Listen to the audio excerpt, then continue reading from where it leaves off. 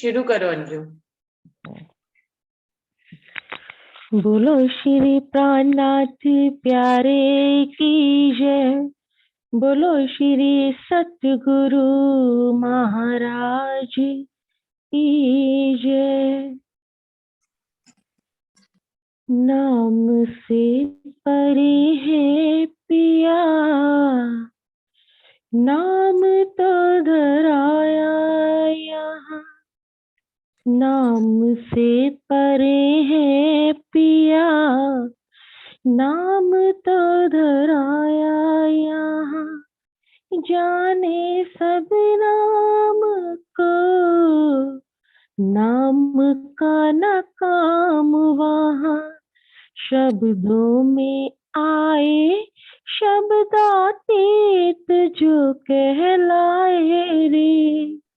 शब्दों में आए शब्दातीत जो कहलाए रे।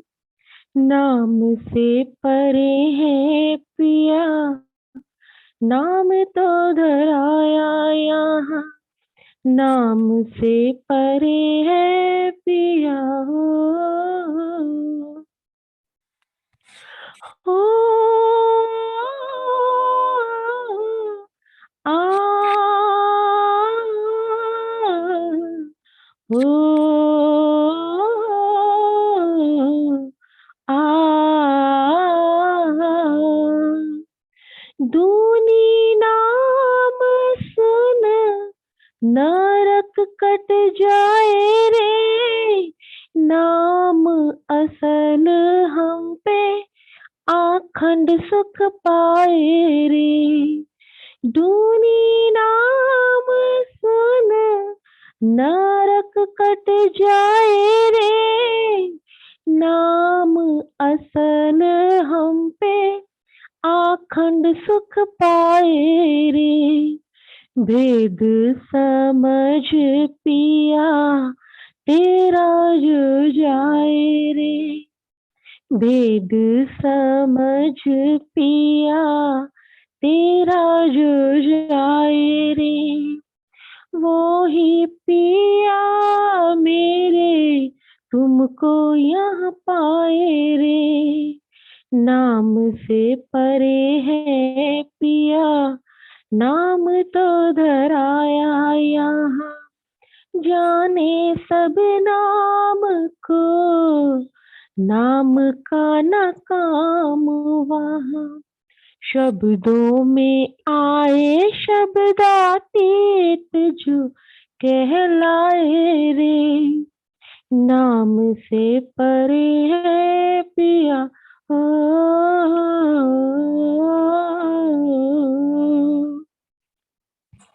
हो आ ओ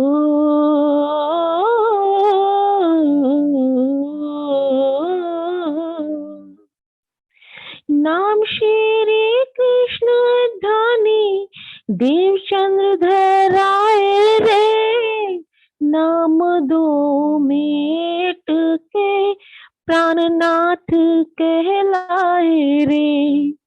नाम श्री कृष्ण धनी देवचंद्र कहलाए धराए रे। नाम दो मेट प्राण नाथ कहलाए रे। कारण रूहों के कई भीख बनाए रे। कारण रूहों के कई भीख बनाए रे। निस्बत बिना कोई जान न पाए रे। कारण रूहों के कई भीख बनाए रे। निस्बत बिना कोई जान न पाए रे। शब्दों में आए शब्दातीत जो कहलाए रे। नाम से परे है पिया हो।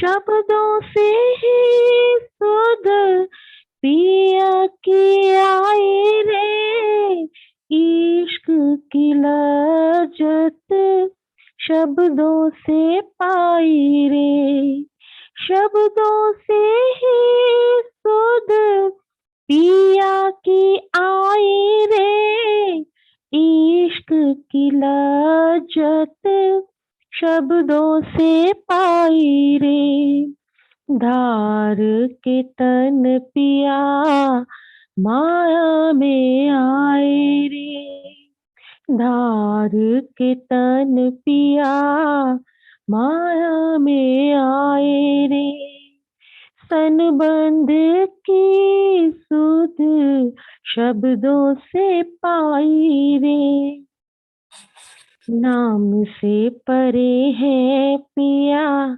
नाम तो धराया यहाँ, नाम से परे है पिया हो,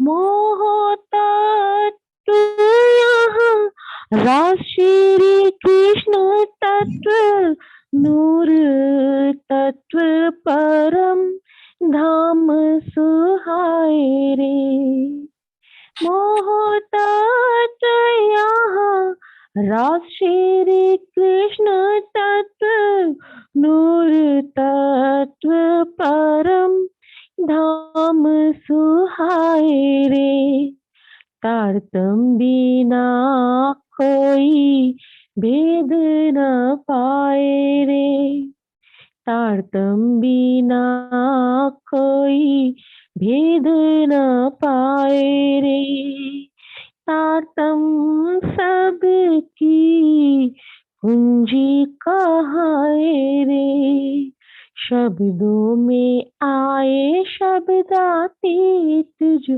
कहलाए रे, नाम से परे है पिया नाम तो धराया यहाँ, जाने सब नाम को नाम का न काम वहाँ, शब्दों में आए शब्दातीत जो कहलाए रे, नाम से परे है पिया हो। बोलो श्री प्राणनाथ प्यारे की जय, बोलो श्री सतगुरु महाराज की जय। प्रणाम जी। धन्यवाद अंजू। दीदी आप शुरू करो। हाँ जी, प्रणाम जी, प्रणाम जी। बोलो श्री प्राणनाथ प्यारे की जय, बोलो श्री सतगुरु महाराज की जय, समस्त सुंदर साथ की जय।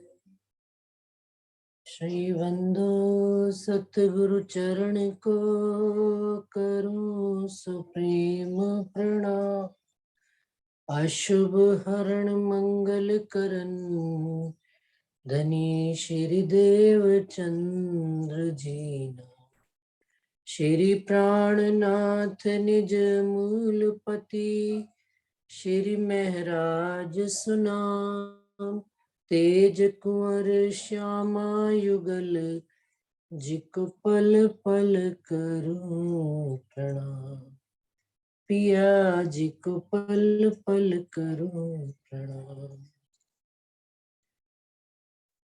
प्रथम लागू दो चरण को, धनिये न छुड़ायो खिन्न, लाख तली लालड़िया, मेरे जीव के ही जीवन, मेरे जीव के ही जीवन। बोलो श्री प्राणनाथ प्यारे की जय। सुंदर साथ जी आज प्रकरण सनंद ईसा इमाम के कजा की।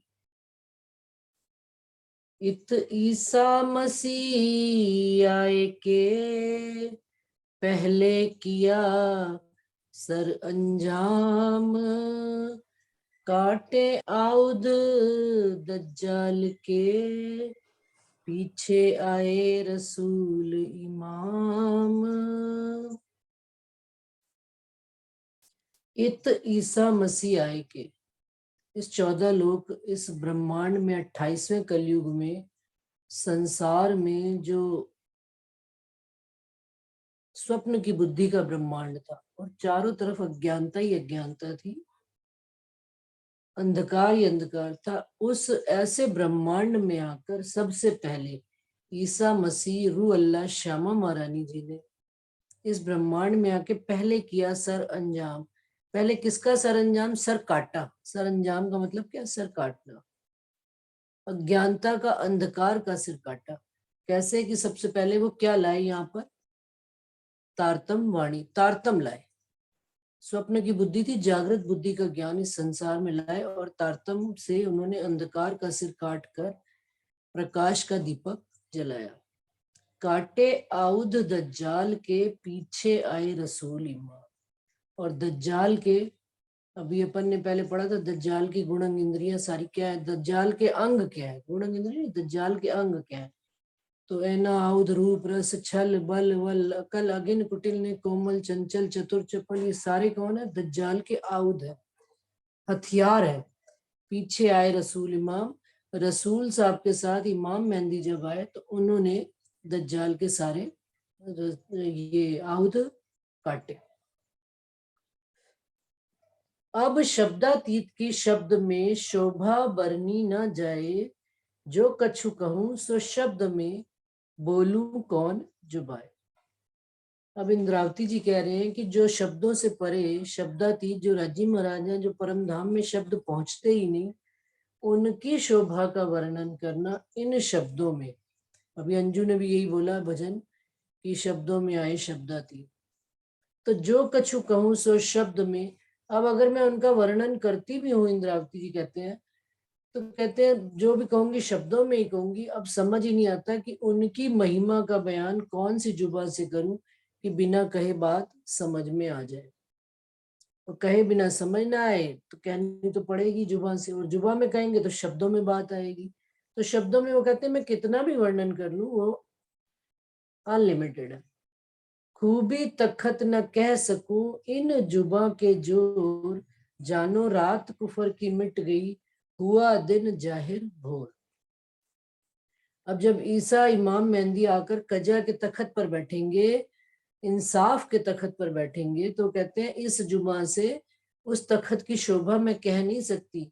जानू रात कुफर की मिट गई, ऐसा लगता है कि अंधेरे की रात मिट गई है और हुआ दिन जाहिर भोर, और सारे संसार में प्रकाश हो गया है। भोर प्रातः काल, जो अभी इस समय चल रहा है, भोर हो रही है, तो भोर का दिन जाहिर हो रहा है। हिसाब नहीं उजास को। अब कहते हैं भोर के समय वैसे तो प्रकाश कम होता है, लेकिन इस समय इतना उजास हो रहा है, आगे ले खड़ा लदुन्नी नूर।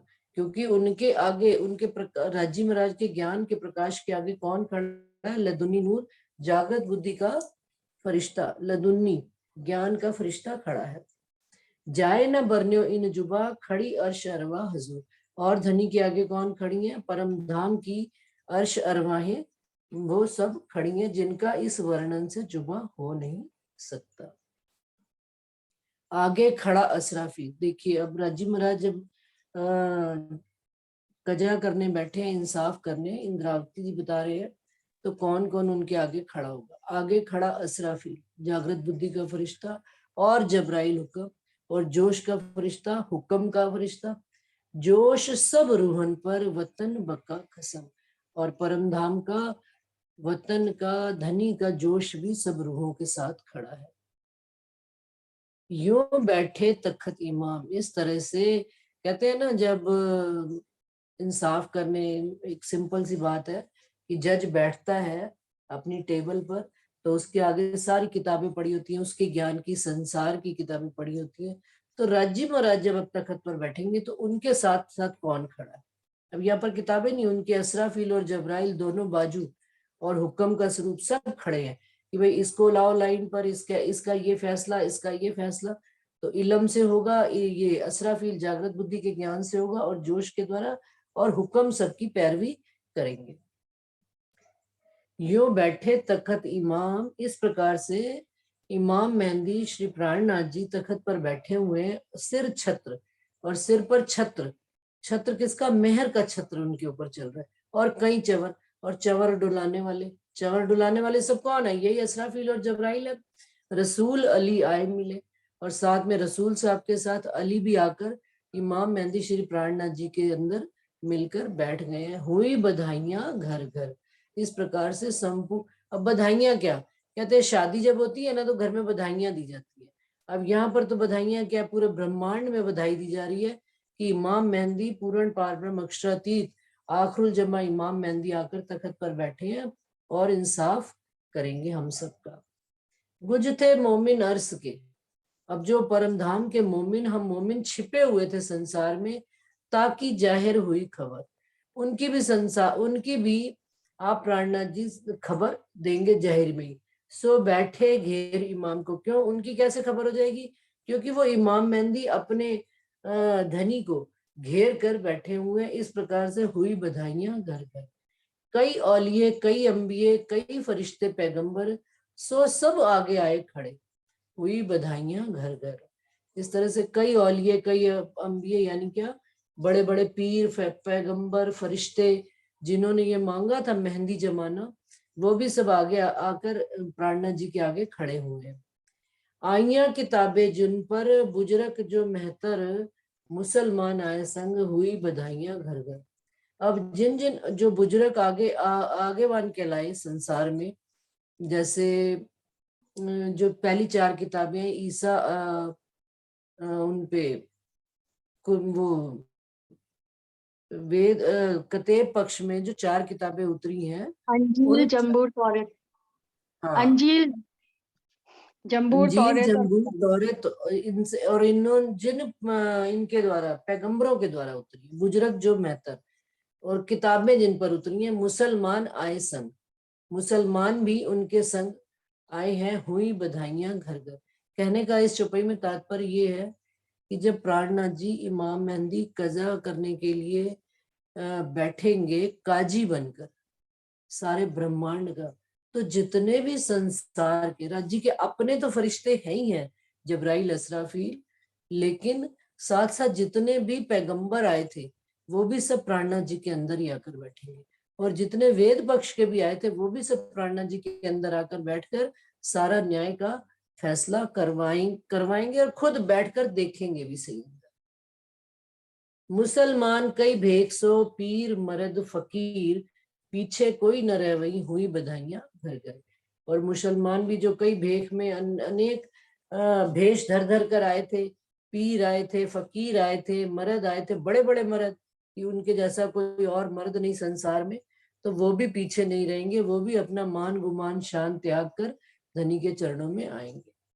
जुदी जुदी जाते जहान में, अब जहान में भांत भांत की जातियां, अभी हम देख ही रहे हैं 14 लोक में कितनी तरह की जात पात भेद भाव सब पड़ा हुआ है, सब आवत हैं मिलकर, सारी जातें, कोई ना कैसी धनी मेरा और, तो सब क्या करेंगे, सब मिलकर आएंगे, हो तो दीदार सबन को, और सारे ब्रह्मांड में धनी के दीदार होंगे, हुई बधाइयां घर घर।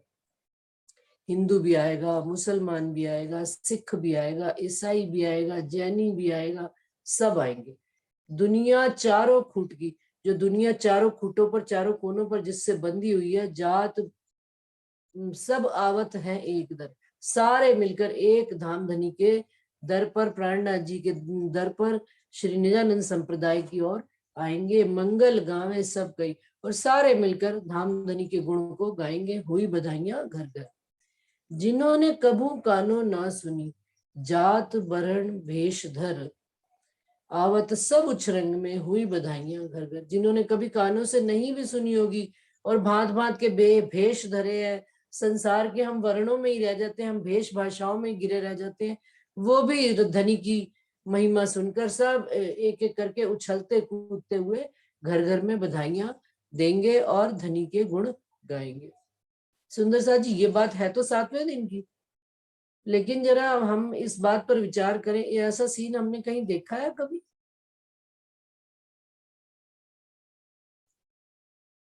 जाहिरी में देखा है कभी किसी ने? चलिए आगे बात करते हैं, सोच कर रखिए। बिना हिसाबे आलम वैराट सचराचर, दौड़त सब दीदार को हुई बधाइयां घर घर। अरवा 14 तब को जो कोई नारी नर, इन तखत इमाम के कदमों हुई सारों की नजर। 14 तबक में नर नारी बूढ़ा बालक, जिन इलम लिया मेरा बूझ, तिन साहेब करके जानिया। अब धामधनी कैसे बनकर बैठे हैं? अभी भजन में भी गाया कि ना वो कृष्ण, ना वो देवचंद्र, ना वो मेहराज ठाकुर है। वो कौन है? अब साहेब आया, वो 14 लोग के साहेब पूर्ण पारब्रह्म इमाम मेहंदी आ गए हैं, और इन तखत इमाम के कदमों हुई सारों की नजर। सब की, पूरे ब्रह्मांड की नजर किस पर हो गई है? इमाम मेहंदी के कदमों की ओर हो गई है। साकी की नजर सब पर हो ये जरूरी तो नहीं, लेकिन सब की नजर साकी पर हो ये जरूरी है।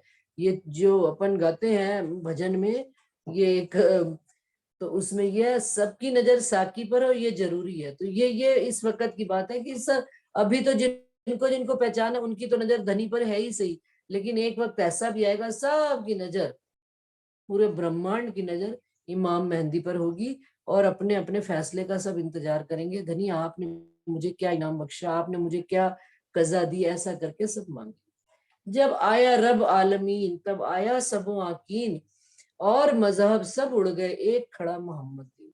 और जब रब आलमीन, 14 लोग, सारे ब्रह्मांड का, 14 लोग क्या, तीनों लोगों के ब्रह्मांड, तीनों ब्रह्मांडों के मालिक आप धामधनी है, तो सारे ब्रह्मांड में यकीन आ जाएगा। और मजहब और जितने भी सब धर्म हैं, सारे मजहब हैं, सब उड़ जाएंगे और एक मोहम्मद दीन श्री निजानंद संप्रदाय के चरणों में सब आ जाएंगे, निज आनंद को प्राप्त हो जाना। सुंदर सा जी, ये तो होगी बात एक जाहिरी प्रसंग से। बातूनी प्रसंग से यदि हम इसको घटाएं कि हमारे अंदर, अपने जीव के अंदर, शरीर के अंदर जब तक तारतम्य नहीं आया था, पहचान नहीं आई थी, तब तक क्या था? अज्ञानता का ही अंधकार था। और हमारी गुणांग इंद्रियां पूर्ण रूप से दज्जाल का काम कर रही थी, माया में पूर्ण रूप से लगी हुई थी, धनी से जुड़ी नहीं हुई थी, संसार में ही लगी हुई थी। अब सबसे पहले इनके अंदर, इस जीव के अंदर कौन आया? हमारे 5 तत्व के शरीर के अंदर तारतम्य ज्ञान है, आत्मा की वजह से यह आया। ये आगे प्रसंग खुलेगा, अभी 17वीं चौपाई से आगे और चलेंगे। तो सबसे पहले क्या आया हमारे अंदर? तारतम्य। जब तारतम्य आया, वो 6 चौपाई का तारतम्य नहीं, तारतम्य से मतलब पहचान प्रारंभ होनी शुरू। जब पहचान आई तो सबसे पहले क्या? सर अंजाम, जो पहली चौपाई हमने पढ़ी थी, सबसे पहले अज्ञानता का सिर काटा गया तारतम्य के द्वारा। और जब तारतम्य वाणी का हमने मंथन करना शुरू किया, तो हमारे अंदर जो दज्जाल के आयुध खड़े हुए थे, गुणन इंद्रियां जो खड़ी हुई थी संसार की ओर, और हमें धनी की ओर, हमें माया से हटकर उस तरफ लगने नहीं दे रही थी। तो जब तारतम्य इस पहचान की और पहचान गुज अंदर हमने उतरना शुरू किया, वाणी मंथन करना शुरू किया, तो जो हमारे जो आयुध थे, अस्त्र थे दज्जाल के, वो इस वाणी ने काटकर, माया से काटकर इधर जोड़ दिए धनी के प्रति समर्पित करना। हमारा जीव समर्पित होना शुरू हो गया। अब जब समर्पित होना शुरू हो गया तो कहते हैं शब्दातीत की जुबा, अब धीरे धीरे हमने जुबा से वर्णन करना शुरू किया उनका, धनी के गुणों का, धनी के गुणों का वर्णन करना शुरू किया। तो हुई बधाइयां घर घर, जो लगातार 15 चौपाई तक आ रही है कि क्या घर घर। अब जो हर एक गुणंग इंद्री थी, जब वो जैसे जैसे धनी से जुड़ती चली गई, तो गुणंग इंद्रियों ने क्या करना शुरू कर दिया? बधाई देनी शुरू कर दी, धनी की बधाई गानी शुरू कर दी। बीच में उन्होंने कहा आगे खड़ा, अब जब हमने वाणी मंथन करना शुरू कर दिया, तो धनी तो कहते हैं कि तुम साध करो एक बेर, मैं जी करूं 10 बेर। तो धनी ने जितने फरिश्ते थे ना हमारे आगे लाकर खड़े कर दिए। असराफील भी आ गया हमें बात समझाने के लिए धनी की। हुक्म भी आ गया, जोश भी आ गया, क्योंकि ऊपर आया जोश सब रूहन पर, वतन बका खसम, सारी रूहों पर जोश आ गया धनी की बात को समझने का, और उमंग आ गई कि धनी आपकी मेहर से, आपकी कृपा से जब हम आपकी ओर जुड़ गए, आपसे लग गए, तो देखो संसार हमारा सारा शांत होता चला जा रहा है, और हुई बधाइयां घर घर। इस तरह से एक एक गुण इंद्री जैसे जैसे जागृत होती चली गई। अब छत्र क्या हो गया, अब राज्य ने एक जहरी तो प्राणनाथ जी महराज ठाकुर के ऊपर परम वहां पर 7वें दिन में कयामत के दिन छत्र लगाया ही हुआ है, मेहर रूपी छत्र। लेकिन इस ब्रह्मांड में भी हम रूहों के ऊपर राज्य ने मेहर रूपी छत्र लगाया हुआ है, ताकि कोई भी संसार की आपदा हमारे सिर पर आ ना पाए, और आए भी, आती है, मैं ये नहीं कहती, इनकार नहीं करते, हम सब इस 5 तत्व के शरीर में बैठे हुए हैं और माया से कहीं पर भी हटे नहीं है। लेकिन मेहर रूपी छत्र जो है उन सारी बाधाओं को हमसे दूर करके रखा, हमें दिखा रहे हैं, हमें गिरने नहीं देते धनी अपने चरणों से, हमें सदा जोड़े रखते हैं। और सिर छत्र कई चवर, और चवर डुलाने वाले भी बड़े राजी महाराज ने हमारे आगे खड़े कर दिए। कोई जाहिर ही नहीं कि नौकर चाकर तो है ही सही, संसार में धनी ने दिए ही है, सारी सुविधाएं दी हैं, लेकिन चवर क्या कि हमारे अंदर की गुणन इंद्रियां ही अब हमारे लिए पक्ष, हमारा पक्ष बनकर, रूह का पक्ष बनकर खड़े हो गए हैं, और धनी की तरफ हमको ठंडी हवाएं दे रहे हैं, और संसार से हमको हटाया हुआ है। कई औलिये, कई सारे जो हमारे अंदर का जो जीव बैठा हुआ है, ये भी तो कोई मांगनी करके उच्च प्रकार का जीव है, जिसने मांगा है। मेहंदी जमाना, प्राणनाथ जी का जमाना, वो हम जमाना अब अपनी आंखों से देख रहे हैं, और प्राणनाथ जी को महसूस कर रहे हैं अपने अंदर। धनी की मेहरों को महसूस करना, अनुभूति क्या होता है कि धनी जब जब हम आपके संग बैठते हैं तो आपकी बातें हमें समझ में आती है, और हम अपनी रूह की बात भी धनी आपको अपनी बात कह सकते हैं। तो इस तरह से सारी बधाइयां हमारा अपने ही शरीर की गुण इंद्रियां हमारे जीव को और हमारी आत्मा को दे रहे हैं।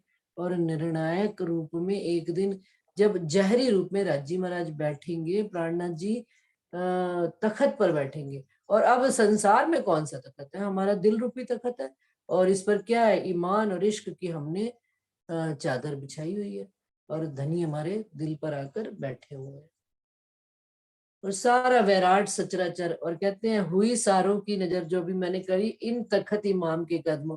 अब सारी गुणन इंद्रियों की, सबकी नजर, सारे ब्रह्मांड की जहरी तो नजर है ही है, लेकिन अब हमारे जीव की, शरीर की सारी गुण इंद्रियों की नजर इमाम मेहंदी श्री प्राणनाथ जी के चरणों से जुड़ चुकी है।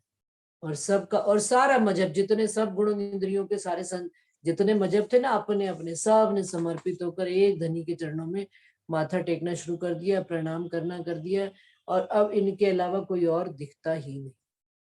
क्योंकि आज का विषय भी यही है कि शब्दातीत को जो कैसे किया जाए, वो अभी अपन डिस्कस करेंगे। जात, अब मैं आगे चल रही हूँ 17वीं चौपाई से, और ये सारा मेला मैंने पूछा था सुंदर साथ जी से कि ये मेला हमने सब कहाँ देखा है। एक तो बातूनी रूप से अपने अंदर महसूस करेंगे, और दूसरा जहरी रूप से ये हम 7वें दिन की लीला योग माया के ब्रह्मांड में तो देखेंगे ही देखेंगे। अभी मैं जब राज्य पधराए ना, तो चौपाई आई, खड़ी इमारत करी भिष्ट की, इमारत खड़ी कर देंगे भिष्टों की राज्य महाराज, और उसमें स्वयं पहली भूमि पे बैठ जाएंगे, और नीचे से सारी भूमि वाले उनको प्रणाम करेंगे भिष्ट इमारत में। तो ये तो जहरी बात हो जाएगी। लेकिन अभी हमने इस चीज को, 7वें दिन की लीला को हम पन्ना जी में आए दिन देखते हैं। जब पन्ना जी में शरद पूर्णिमा वाली रात्रि होती है, तो सारा ब्रह्मांड, सारी जातें, हमें पता भी नहीं होता उसमें से कौन कौन सी जात वाले हैं, कौन कौन से वर्ण वाले हैं, कौन कौन सी भेष धरे हुए हैं। देखिए भेष भी अलग अलग होते हैं, कोई गुजराती है, कोई पंजाबी है, कोई क्रिश्चियन है, और कोई किस भांत का है, सब तरह के, और एक ही आवाज निकलती है केवल, प्रणाम जी प्रणाम जी प्रणाम जी। चाहे भाईजूराज मंदिर जाओ, चाहे बड़े मंदिर, चाहे गुम्मट जी जाओ, मुक्ति द्वारे जाओ, बंगला जी जाओ, कोई और शब्द होता ही नहीं, सबके मुख पर एक ही होता है, धनी धनी, पिया पिया, तू ही तू। तो वो जहरी नजारा भी धनी ने हमको शरद पूर्णिमा वाले दिन दिखाते हैं। ऐसा लगता है टिड्डी दल चला आ रहा है, पांव रखने की भी जगह नहीं होती, इतनी मुश्किल से अंदर घुस के आदमी, भाई अगर गए भी तो इधर भी बंदा इधर भी बंदा, ऐसा नजारा देखने वाला होता है। तो यदि हम वहां पर ये राज्य की वाणी की नजर से देखें तो हमको राज्य महाराज ने 7वें दिन का नजारा पहले से ही करा दिया है। सुंदर सा जी आगे चलते हैं 17वीं चौपाई पर। जात एक खसम की और न कोई जात, एक खसम एक दुनिया और उड़ गई दूजी बात। अब एक ही जात रह गई है, हक की जात, धनी की, धाम धनी की पहचान रह गई है। अब संसार की कोई जात हमारी रह ही नहीं गई। अब कोई पूछता है ना कि भाई बहन जी आप कहाँ से आए हो, फॉरेन से आए हो क्या? हाँ जी बिल्कुल, हम तो फॉरेन से ही आए हैं। कौन से? परम धाम से आए। और हमारी पहचान क्या है? हम धनी की अंगना नार है।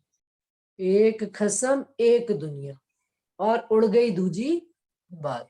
बस एक धनी एक ही दुनिया, धनी की दुनिया की बातें, और दूजी कोई बात रह ही नहीं जाती है। करने दीदार हक का आए मिली सब जहान, साफ हुए दिल सबन के उड़ गई सब कुफरान। मन में जितना कुफर था, जितना वैर था, जितनी मैल थी, वो कहते हैं सारी उड़ गई और सबके दिल साफ होकर किनके चरणों में झुक गए? प्राणनाथ जी के चरणों में। और उनका दीदार करने के लिए सारा जहान मिलकर एक ही दिल में। ऐसा नहीं है सुंदरता जी कि मन में कुफर खत्म हो जाते हैं या संसार की, लेकिन जब एक ये चाहत रहेगी केवल। हम अभी उस दिन खिलवत में भी पढ़ रहे थे, अकेली रहे रूह जब। तो ऐसे ही दिल में जब अकेली एक ही बात रह जाए कि धनी के दीदार, धनी की चाहना और धनी की बात, तो सारे कुफर अपने आप मिट जाएंगे। कोई भी दिल में अगर बात रह गई तो अभी भी धनी से एक पल की दूरी है, पट रह गया है हमारा धनी से। माया की भी यदि कोई रह गई, हमको ये इसको भी ये वाणी ही हमारे अंदर से दूर करेगी, कोई और दूसरा दूर कर ही नहीं सकता। खाएं पिए सब मिलके, अब सारे सुंदर साथ मिलकर क्या करेंगे? सारा ब्रह्मांड क्या करके करेगा? मिलकर सारी जातें सब मिलकर एक धनी की बंदगी करेंगे और खाना पीना भी एक ही करेंगे। नाम न्यारे सब टल गए, हुई नहीं एक रसम। सुंदर साथ जी ये प्रसंग कहाँ हुआ था बीतक साहब में? नाम न्यारे सब टल गए, हुई नहीं एक रसम। सबके नाम संसार में 14 लोक में जितने भगवान के नाम थे, खुदा के नाम थे, सारे मिट गए। केवल एक ही रस्म हो गई। क्या? एक साहिब, एक इमाम मेहंदी, एक अल्लाह ताला, एक पूर्ण पार ब्रह्म, एक ही जाहिर हो गए। सबने कहाँ मिलकर खाया था खाना? बीतक साहब में आता है हरिद्वार नहीं, हरिद्वार उदयपुर उदयपुर में तो फकीरी वेश धारण किया था। मंदसौर उदयपुर में, में तो धनी ने कहा दिल्ली, 12 मोमिनों ने मंदसौर मिलकर, मंदसौर दिल्ली दिल्ली दिल्ली सब ने, उन्होंने कहा था तुम लोग 2 मुसलमान हो, 10 हिंदू हो, तुम लोग अलग अलग खाओ। तो उन्होंने कहा ना हम हिंदू ना हम मुसलमान। सब ने एक थाली में लेकर प्राणनाथ जी का जयकारा बोला। और भी एक जगह खाया था जब भात लेकर जा रहे थे और पकड़ लिया गया था सूरत। सूरत में, तब भी खाया था भोजन, याद है? तो वो राजी महाराज ने सब चीजें हमको पहले कर कर दिखाई हैं। और अभी भी हम जब मोमिन मिलकर बैठते हैं, सुंदर साथ जी ध्यान करो तो क्या, अभी हम पन्ना जी गए थे, हम 10-12 जितने भी थे, 15-18, एक थाली ली, सबने अपना उसमें प्रसाद डला पड़ा था, सब अपना अपना खा रहे थे मिलकर। तो ये सब धनी चीजें दिखाते हैं हमको कि जब अंदर से सबके लिए प्यार पैदा हो जाता है तो फिर कोई भी चीज जुदा रहती नहीं। मेला अति बड़ा हुआ, पसर गई पहचान, सहदाने सबो घरों, चारों खूटो बजे निशान। अब कहते हैं चारों तरफ क्या होगा? चारों दिशाओं में, चारों कोनों में, 10 दिशाओं में क्या होगा? केवल पसर गई पहचान, धनी की पहचान पसरने से एक ही बाजा बजेगा, किनका? धाम धनी की। आए इमाम बाजे बजे, सो कहते कहूँ विचित्र, बिना हिसाबे बाजही हिसाब बिना बाजंत। कजा, अब देखिए सुंदर सा जी चौपाई क्या आ रही है। कजा हुई तब जानिए जब खुले मायने कुरान, तब आगे थे उड़ गई जाने हती नहीं कुफरान। सुंदर सा जी ऐसे थोड़े कोई कही जाती है बात कि मंथन करना आवश्यक है। बिना मंथन किए अपने अंदर से कोई भी बुरी चीज हट ही नहीं सकती। जब मंथन करना चालू कर दिया, जब विचार करना प्रारंभ कर दिया, यही बात राजी महाराज जी आज चौपाई में कह रहे हैं, कजा हुई तब जानिए, न्याय होना तब मानिएगा जब खुले मायने कुरान। जब हमको कुरान के मायने भी साथ साथ खुल गए, कुरान से अब उस कुरान को ना लेकर, कुरान तो रद्द हो गई, अब हमारे पास ये कुरान आ गई सनंद वाणी, तब आगे थे उड़ गई, पहले से ही उड़ जाते हैं। जैसे जैसे अंदर में शब्दों का भाव, मगज मायने खुलने शुरू हो जाते हैं और उनका रस आना शुरू होता है, तो अंदर से अपने आप कुफर जो है हटना शुरू हो जाता है, पता भी नहीं लगता, निकल जाता कुफर। तब आगे थे ही उड़ गए, जाने हाथी नहीं कुफरान। ऐसा लगता है कि कभी कुफर था भी क्या हमारे अंदर, नहीं, कुफर अपने आप हटता चला जाता है और धनी का रस अंदर जाना जब प्रारंभ हो जाता है। मगज मायने किन ना खुले, अव्वल बीच और अब, एक कजा तब हो वही जब खुले मायने सब। कहते हैं आज दिन तक अव्वल जब आए थे, तब बीच में भी नहीं खुले थे, और अब अव्वल यानी कि रसूल साहब के दिन से ले लीजिए, बीच ले लीजिए श्यामा महारानी, और अब प्राणनाथ जी के टाइम को ले लीजिए, तो कहते हैं तब तक ये बात नहीं खुली थी। एक कजा तब हो वही, न्याय तब होगा जब खुले मायने सब। प्रारंभ से लेकर अव्वल, आप परमधाम भी ले सकते, परमधाम ही लीजिए, क्योंकि खेल जब प्रारंभ हुआ तो वहां से अव्वल, वहां से लेकर आज दिन तक, वो कहते हैं अब सारे मायने जब खुलने लग पड़े हैं, तो कजा भी होनी प्रारंभ हो गई, न्याय भी होना शुरू हो गया है। कजा तब होगी, कजा तभी होगी जब सारे मायने खुलने शुरू हो जाएंगे, पूर्ण पहचान जब जाहिर हो जाएगी, तो फिर न्याय भी हो जाएगा। अपने आप न्याय कर लेंगे हम, हमारा जीव कहाँ पर किस स्थिति में है, हमारा शरीर अभी कौन सी अवस्था में, और हमारी आत्मा कौन सी अवस्था में, फिर किसी के इंतजार कर, और फिर स्वयं सुधार भी होना शुरू हो जाएगा। जब धनी की बात समझ में आने लग पड़ी, चुभने लग पड़े ये शब्द, तो इनका असर भी दिखना शुरू हो जाता है। संसार की कोई बात चुभ जाती है सुंदर सा जी, कितनी अंदर तक चुभी रहती है, जब तक हम उस व्यक्ति को जवाब नहीं दे लेते, भाई तूने ये बात मुझे गलत कही थी, मैं ऐसी नहीं हूं। अगर संसार की बात इतनी चुभती है सुंदर सा जी, तीर की भांति, कितने दिन तक लगी रहती, कितने सालों तक लगी रहती है, कि जब मौका मिलेगा मैं उसका जवाब दूंगी। तो धनी के शब्द हमें कब चुभने प्रारंभ होंगे, कि अंतर में ऐसे चुभ जाए धनी के शब्द की कोई और बात रहे ना, सारा कुफर दिल से निकल जाएगा इन शब्दों से। जब ये शब्द हमारे अंदर तीर की तरह चुभने लग जाएंगे, और जब तीर की तरह चुभने लग जाएंगे, अपने आप ऑटोमेटिकली सुंदर साथ जी सब होने लग पड़ेगा, कुछ कहना नहीं पड़ेगा, कुछ करना नहीं पड़ेगा। और ये केवल राज्य के प्रेम में ही संभव है। जब किसी से प्रेम हो जाता है तो शब्द भी समझ में आने शुरू हो जाते हैं। तो पहले जब आया प्रेम सुहागी, तब मोहजल लहरा भागी। कछुक रखे रसूले, मायने सब थे गुज, सो इमाम मुख खुलाए के करत काजी की सुझ। उस समय रसूल साहब ने मायने शब्दों के गुज रखे हुए थे, अब इमाम मेहंदी के मुख से आकर स्वयं वो काजी के जो सारी सूझबूझ है, वो सारी इमाम मेहंदी के मुख से वो खुलवा रहे हैं। गुज का गुज, और जो सुनिया,